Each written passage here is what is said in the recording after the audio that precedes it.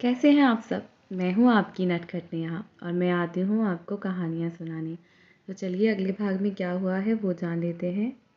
अगली सुबह सुबह 9 बजे का वक्त विवेक और रूही एक दूसरे की बाहों में आराम से सुकून से सोए हुए थे। पर्दे से छनकर रोशनी अंदर आ रही थी क्योंकि सूरज तो आसमान को छू रहा था और पता नहीं कब की सुबह हो चुकी थी। रूही कभी इतना लेट नहीं उठती पर आज शायद बात अलग थी और उठने की हिम्मत नहीं थी। सब लोग नीचे हॉल में बैठे हुए थे। राकेश जी तो पहले ही ऑफिस निकल गए थे। रूहान कल्पना जी की गोद में खेल रहा था। पता नहीं कैसा कमाल का रिश्ता था इनका। रूहान सबसे ज़्यादा कंफर्टेबल इन्हीं के साथ रहता था जैसे वो रूही के साथ रहता था। वैभव भी बिल्कुल पास में बैठा था। वह भी रूहान के साथ ही खेल रहा था। सबकी नज़र बार बार सीढ़ियों से ऊपर विवेक के कमरे की ओर जा रही थी क्योंकि विवेक और रूही दोनों ही नीचे नहीं आए थे। सब लोग नाश्ता कर चुके थे और उन्हीं का वेट कर रहे थे। ये देखकर दादी माँ सबको घूरते हुए कहती है, शर्म नहीं आती मेरे बच्चों को नज़र लगा रहे हो तुम लोग। ये सुनकर सब ज़ोर ज़ोर से हंसने लगते हैं। वहीं रूही थोड़ा सा हिलती है। इस चक्कर में विवेक की नींद भी खुल गई थी क्योंकि वो तो छोटे बच्चे की तरह उससे चिपक कर ही सो रही थी। विवेक ने देखा कि रूही के चेहरे पर दर्द था। वो थोड़ा सा खराब ही रही थी। विवेक को गिल्ट का एहसास हो रहा था। ये सब उसी की करामात थी। उसे रूही को परेशान नहीं करना चाहिए था। वो रूही के पैरों की मसाज कर देता है ताकि उसे आराम मिल सके।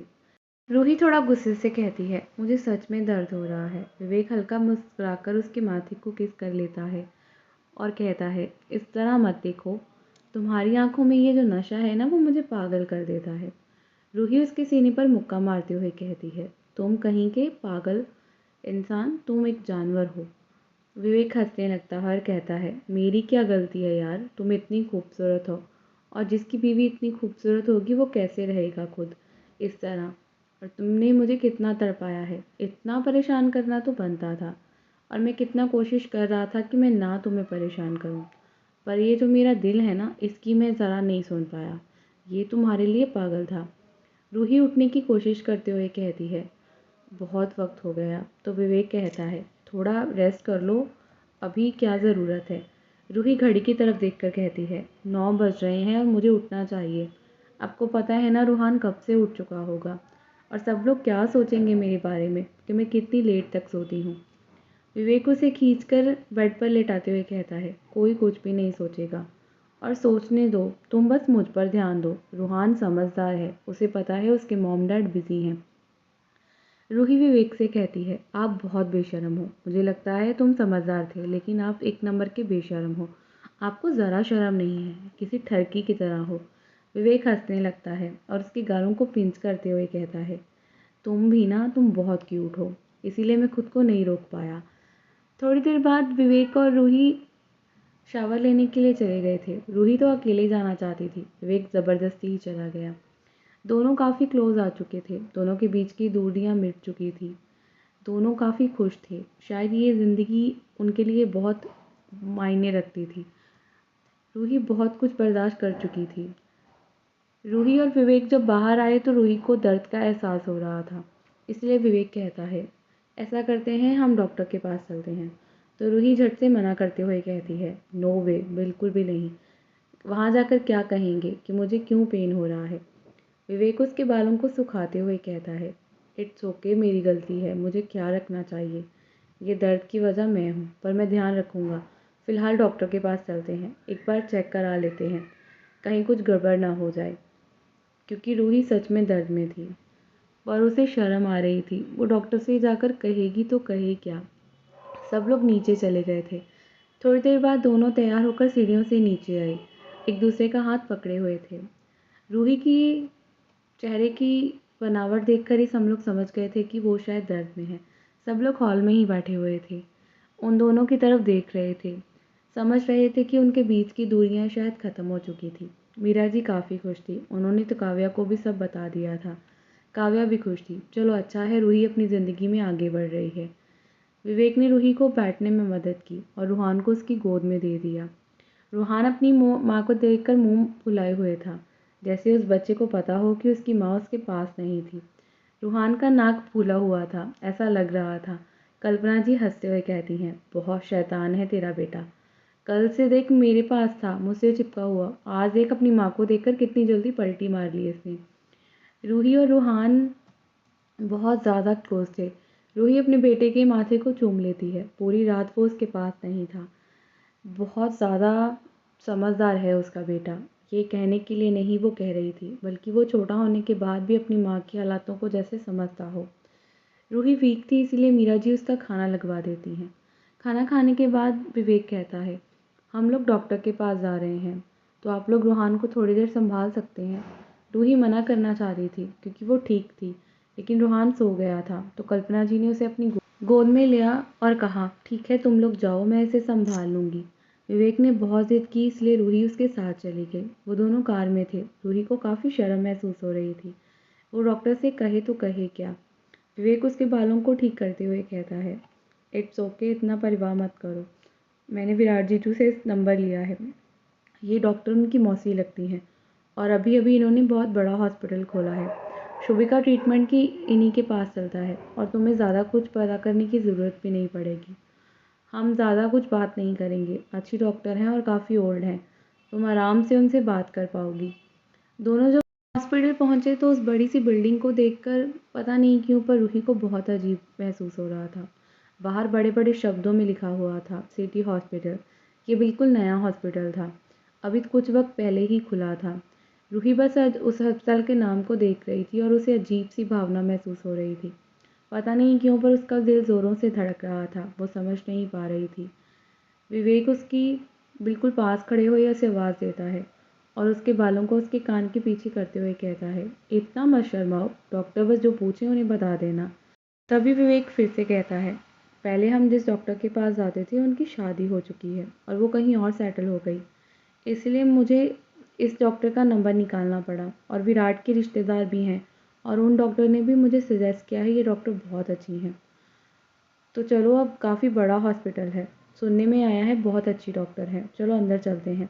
दोनों रिसेप्शन पर जाकर डॉक्टर से अपॉइंटमेंट ले लेते हैं। एक एक कर अंदर की ओर बढ़ने लगते हैं। एक एक कदम बहुत अजीब सा लग रहा था। विराट की रिकमेंडेशन पर जल्दी वारी आ गई थी। रूही नर्वस महसूस कर रही थी, बार बार सोच रही थी डॉक्टर से कहे तो कहे क्या। विवेक काफ़ी डरा हुआ था, गलती तो उसकी थी, अब उसे गिल्ट महसूस हो रहा था, लेकिन अपने चेहरे पर दिखा नहीं रहा था, क्योंकि रूही तो पहले ही नर्वस है, अगर वो भी नर्वस होगा तो बात और ख़राब हो जाएगी। दोनों की बारी आई तो दोनों अंदर चले गए। डॉक्टर उर्मिला। कैबिन बहुत ही सिंपल और साधारण सा था, पर बहुत सलीके से सेट किया गया था।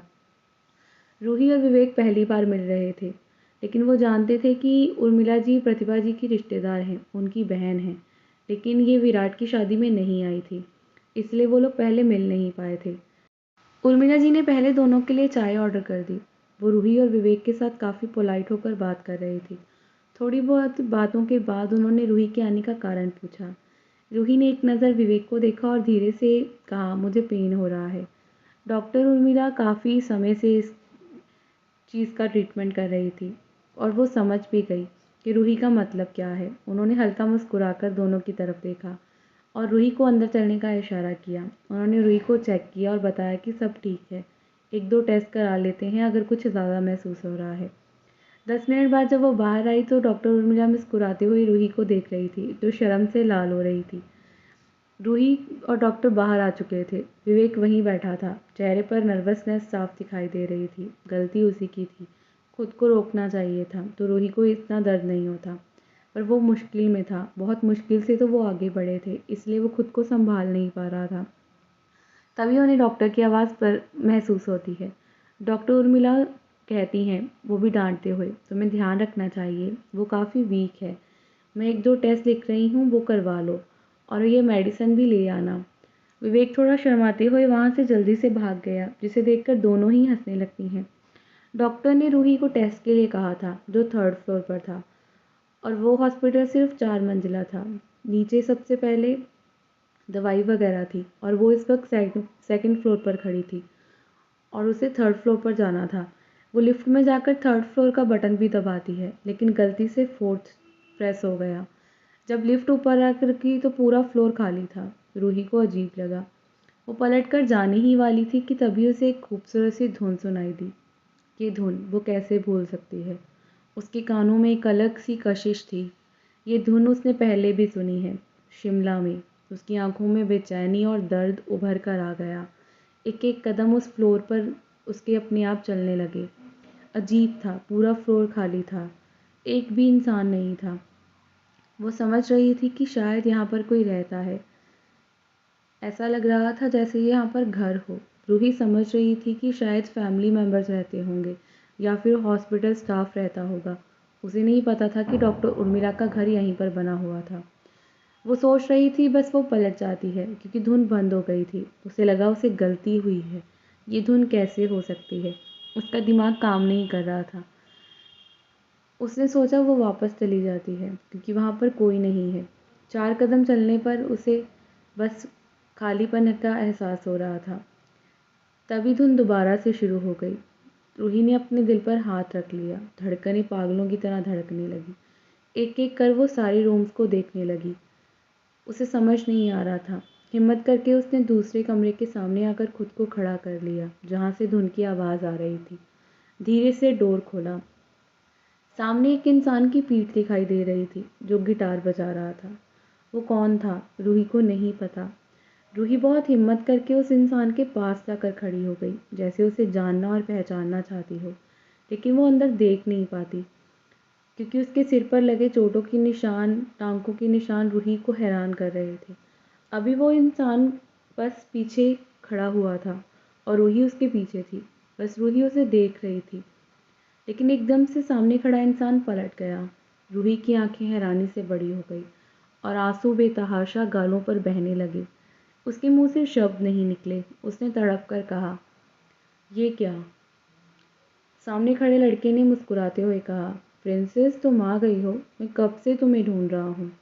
इतना भी क्या है, तुम मुझसे दूर रहती हो। इतना कहकर उसने रूही को गले लगा लिया। इस इंसान ने रूही को गले लगाया तो रूही और भी ज़्यादा रोने लगी। उसके मुंह से शब्द नहीं निकल रहे थे। ऐसा लग रहा था जैसे शब्द उसके गले में अटक गए हों। उसने बहुत ही इमोशनल होकर कहा, करण, आप यहाँ थे? रूही बस इतना ही बोल पाई और रोने लगी। उसने करण को कसकर गले लगा लिया। किसी बच्चे की तरह उससे लिपट गई। वो भूल गई कि वो कौन है और किस हालात में है। वो ये भी भूल गई कि ये इंसान 1 साल पहले उसे छोड़कर चला गया था। रूही को कोई होश नहीं था। वो रोए जा रही थी। करण जो बच्चों जैसा था, जिसे कोई होश नहीं था, वो रूही को इस तरह रोता देखकर खुद भी रोने लगा। वहीं विवेक रूही को ढूंढ रहा था। जब से वो मेडिसिन लेकर आया, रूही का कुछ पता नहीं था। रूही डॉक्टर के रूम में नहीं थी। डॉक्टर से पूछने पर पता चला वो 3rd फ्लोर पर गई है।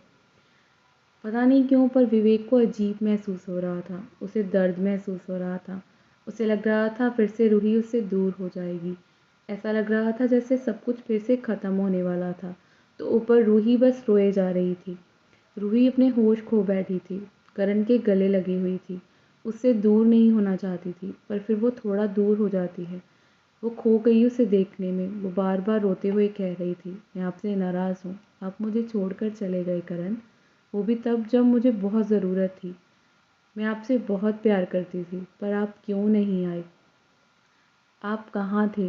वो बस रो रही थी किसी बच्चे की तरह। उसके सवाल जवाब करण तो दे नहीं पा रहा था, क्योंकि शायद उसे कुछ याद ही नहीं था। वो तो अपनी प्रिंसेस को रोता देखकर बस रो रहा था। उसने रूही को फिर से गले लगा लिया। 1 साल, एक लंबा साल था दोनों के लिए। दोनों बहुत करीब थे। बात अलग थी कि एक के पास अपनी यादें नहीं थी। रूही के पास दर्द था, प्यार था, सब कुछ था, पर करण के पास कुछ भी नहीं था। विवेक पागलों की तरह रूही को ढूंढ रहा था। उसका दिल बेचैनी से भरा हुआ था। पूरा 3rd फ्लोर उसने ढूंढ मारा, लेकिन रूही कहीं नहीं थी। फिर से नीचे आया और डॉक्टर उर्मिला के कैबिन में जाके दोबारा से कहता है, रूही कहाँ है? वो वहाँ पर नहीं है। ये सुनकर डॉक्टर उर्मिला हैरानी से भर गई। उन्होंने तो उसे वहीं भेजा था, लेकिन एकदम से उनका दिमाग जैसे खटक सा गया। वो कुछ अजीब सा महसूस करती हैं और लिफ्ट की तरफ भागती हैं। विवेक उनके पीछे था। चिंता की लकीरें उनके चेहरे पर थी। उर्मिला जी जानती थी जब से मानव होश में आया था, उनके अलावा कोई उसके पास नहीं जा पाया। वो जाने ही नहीं देता था। वो सबको खुद से दूर करता था। वो नुकसान पहुंचाता था, खुद को भी और किसी और को भी। वो बिल्कुल बच्चों की तरह रोने लगता, चीखने लगता। उर्मिला जी ने उसे अपना बेटा माना है। उनके चेहरे पर चिंता की लकीरें थीं। तो वहीं दिल विवेक का पागलों की तरह धड़क रहा था। वो घबरा रहा था। 4th फ्लोर पर करण अब रोने से चुप हो गया। रूही बस सामने बैठी है, खुद ज़मीन पर बैठा और किसी शांत इंसान की तरह उसे देख रहा है। ऐसा लग रहा है जैसे अपनी आंखों में अपने दिल में उतारने की कोशिश कर रहा हो। रूही के मुंह में शब्द नहीं है। उसने बहुत इमोशनल होकर कहा। वो करण के सिर के चोट के निशान को देख रही थी, जहाँ पर टांके थे। शायद इतनी चोटें थी कि कोई सोच भी नहीं सकता। उसने अपने हाथ बढ़ाए और करण के चेहरे को छुआ, जैसे कोई सपना हो। कहीं वो पलकें झपकाए और करण गायब हो जाए, जैसे पहले होता था। करण उसके सपनों में आता तो था, लेकिन रियल में नहीं होता था। करण भी बस उसे देख रहा था, जैसे वो सपनों में आती थी पिछले 1 साल से, और आज वो उसके सामने थी। इसलिए लड़की के अलावा वो किसी को नहीं पहचानता। बस उसकी प्रिंसेस उसकी दुनिया है। दोनों के बीच गहरी चुप्पी थी। तभी डोर खुला। डॉक्टर उर्मिला भागते हुए अंदर आ रही थी। विवेक उनके पीछे था। विवेक को समझ पाता उसे सामने रूही दिखाई दी, जो रोते हुए बेड पर बैठी है। पैरों के पास एक लड़का बैठा है, जिसकी पीठ उसकी तरफ है। विवेक घबराई सी आवाज़ में कहता है, मैं तुम्हें कब से ढूंढ रहा हूँ। रूही, यहाँ क्या कर रही हो? विवेक की आवाज़ जैसे रूही को होश में ले आई। रूही ने आंखें उठाकर विवेक को देखा। उसका मन गिल्ट से, दर्द से भर गया। उसे लगा उसका सीना फट जाएगा। वो लड़का पलटकर विवेक को देखता है। विवेक तो जैसे जम गया। उसके पैरों में जान नहीं थी। उसकी ऐसी ज़िंदगी क्यों थी? उसके गले में सांसें ही रुक गई हों। उसके मुंह से शब्द नहीं निकले। बड़ी बड़ी आंखों से सामने खड़े 2 लोगों को देख रहा था। वो हैरानी से देख रहा था। सामने करण था, उसका भाई, और सामने उसकी पत्नी थी, जिसे उसने कल ही अपना बनाया था। तो वहीं उर्मिला डॉक्टर समझने की कोशिश कर रही थी। मानव तो किसी को हाथ नहीं लगाने देता ना, तो ये लड़की उसके बेड पर बैठी है। वो खुद ज़मीन पर बैठा हुआ है। वो थोड़ा सा नर्वस होकर कहती हैं, मानव, यहाँ क्या कर रही हो? और रूही, तुम यहाँ क्यों हो? अब झटका रूही को लगा। विवेक को तो लगा कि मानव, ये मानव कौन है? ये करण है, करण मेहरा। मानव मुस्कुराते हुए पलटकर कहता है, मॉम, ये है मेरी प्रिंसेस। मेरी प्रिंसेस को आप ले आई। आई थिंक ये मेरे पास ही रहेगी अब। आपने मुझे बताया भी नहीं प्रिंसेस आ गई है। मैं कब से इंतज़ार कर रहा हूँ। किसी को करण की बात समझ नहीं आई। रूही तो विवेक को देख रही है, वो भी अजीब तरीके से। करण ने अपना सिर रूही की गोद में रखते हुए कहा, अब मुझे छोड़कर मत जाना प्रिंसेस। अब हमेशा मेरे पास रहना। तुम्हें पता है मैं कितना बोर हो जाता हूँ तुम्हारे बिना।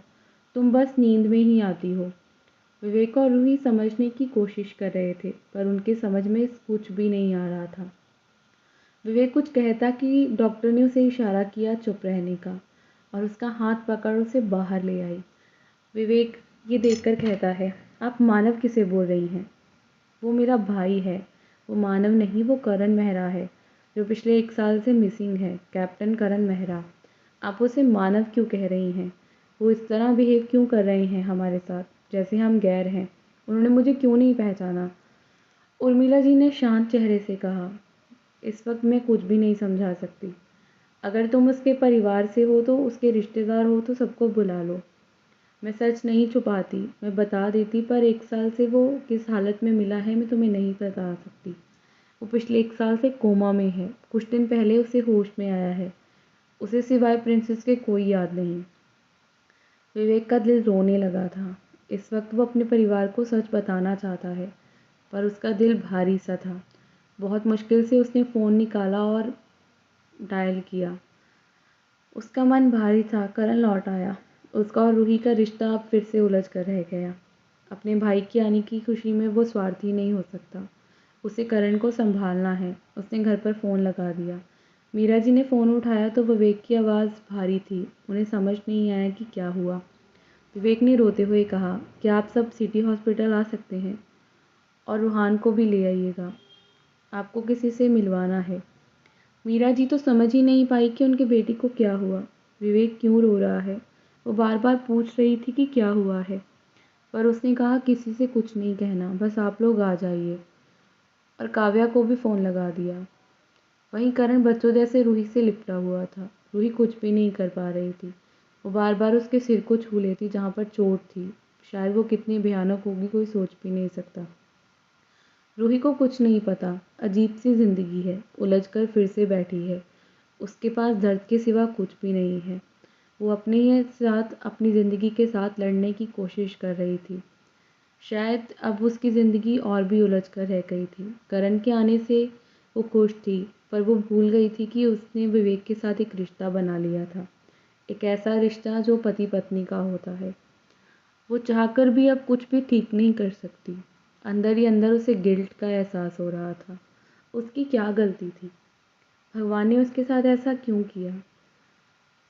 वो एक ऐसे रिश्ते में क्यों बंध गई जिसे चाहकर भी भुलाया नहीं जा सकता? वहीं सब लोग सिटी हॉस्पिटल के लिए निकल चुके थे।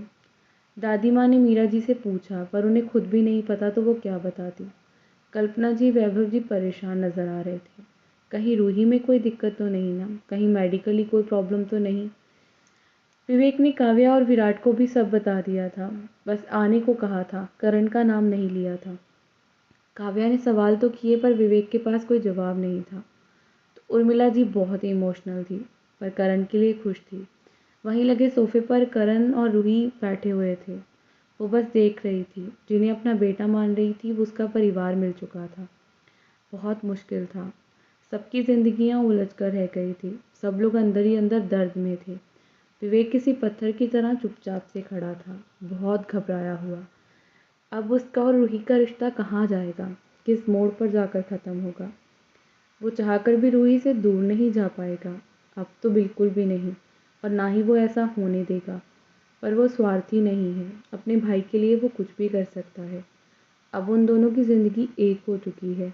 उन दोनों ने 1 साल तक एक दूसरे को दर्द दिया, लेकिन जब वो आगे बढ़े तो करण वापस आ गया। अगर आना था तो 1 दिन पहले क्यों नहीं?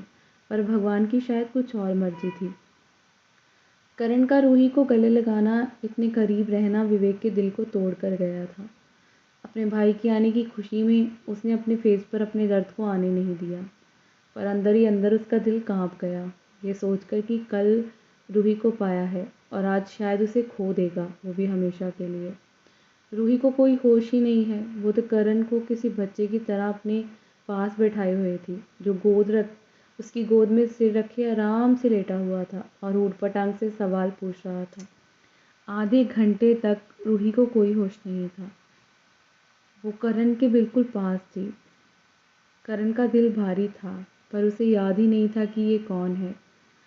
करण ऐसी हालत में क्यों था? कुछ तो गड़बड़ थी, जो कुछ छूटा हुआ था जो वो समझ नहीं पा रहे थे। अब क्या होगा? क्या विवेक और रूही फिर से अलग हो जाएंगे, या फिर समाज इस रिश्ते को एक्सेप्ट करेगा? समाज ऐसे रिश्ते को एक्सेप्ट नहीं करता। करण के लौट के आने के बाद रूही और विवेक की ज़िंदगी फिर से उलझ गई है। अब क्या होगा? अब इन तीनों की ज़िंदगी किस मोड़ पर जाकर रुकेगी? या करण फिर से धोखे से अपने आप को दर्द देगा? करण के साथ क्या हुआ है? बहुत सारे सवाल हैं। धीरे धीरे आपको जवाब मिल जाएंगे। कहानी अच्छी लगे तो लाइक और कमेंट ज़रूर करें। ये कहानी सिर्फ मनोरंजन के लिए लिखी गई है। किसी की भावनाओं को ठेस पहुंचाना मेरा मोटिव नहीं है, तो आप लोग इसे दिल पर मत ले लेना। बाकी जल्दी ही मिलेंगे हम लोग अगले भाग में। देखते हैं आगे क्या होगा।